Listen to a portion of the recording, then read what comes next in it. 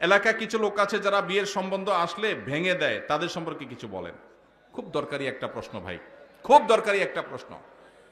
আমাদের দেশের গ্রামে গঞ্জে এই ধরনের নিকৃষ্ট মানুষ, এই ধরনের ফাসিক এবং পাপিষ্ট মানুষ বহু আছে। এমনকি অনেক লোক আছে নামাজ কালাম পড়ায়, মসজিদে জামাতের সাথে নামাজ আদায় করে, কিন্তু মানুষের বিয়ে শাদী উপলক্ষে খোঁচাখুচি করে। কোন এলাকাতে একটা মেয়ের খবর নেয়ার জন্য আরেক এলাকা থেকে মানুষ আসছে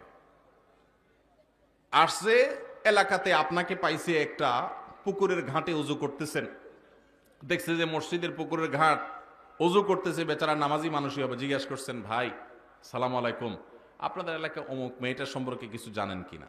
আপনি চিন্তা করছেন, আরে তো আপনার শত্রুর মেয়ে, আপনার সাথে তার আইল ঠেলাঠেলি আছে।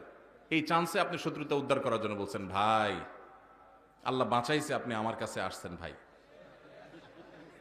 এই বইলা যে আপনি একটা শয়তানি শুরু করে দিলেন, আস্ত ডাহা ডাহা মিথ্যা কথা বলে ওই বিয়েটা ভাঙে দিলেন। এই কাজটা শুধু মিথ্যা না, আল্লাহর জমিনে আল্লাহর আরশ কাঁপার মতো সবচেয়ে ভয়াবহ অপরাধগুলোর মধ্যে থেকে একটি। কারণ এখানে একটা নিষ্কলুষ চরিত্রে আপনি কালিমা দিলেন, একজন নিরপরাধ মানুষ সম্পর্কে মিথ্যাচার করলেন, আবার নিজে মিথ্যা কথা বললেন, আবার ওই লোকটাকে অসত্য সংবাদ দিলেন, মিথ্যা সাক্ষ্য দিলেন। অনেকগুলো কবিরা গুনার সমাহার এখানে আছে, একটা কবিরা গুনাহ নয়, অনেকগুলো কবিরা গুনাহ একযোগে হচ্ছে, আপনি টেরও পাচ্ছেন না। জাহান্নামে যাওয়ার জন্য বেশি কিছু দরকার হবে না ভাই। আবার দেখা যায় নিজের পক্ষের লোক সম্পর্কে যদি জিজ্ঞাসা করে, ভাই অমুক ছেলেটা সম্পর্কে কি জানেন? ছেলেটা আপনার বোনের ছেলে, বাইগনা, আপনার কাছেই আসছে। আপনি চিন্তা করলেন, হায় হায় আল্লাহ বাঁচাইছে যে আরো জনের কাছে যায় নাই।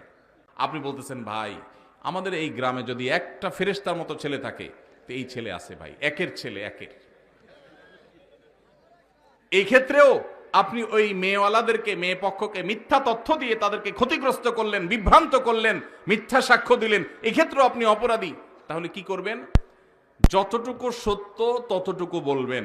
সত্য বলার মতো যদি বুকে বল না থাকে, যদি মনে হয় সত্য বললে আমি মাইদ্যের খাওয়া লাগবে, তাহলে বলবেন, ভাই সরি, অন্য কেউ যারা চিনে জানে তাদেরকে জিজ্ঞাসা করেন, আপনি অ্যাভয়েড করে যান।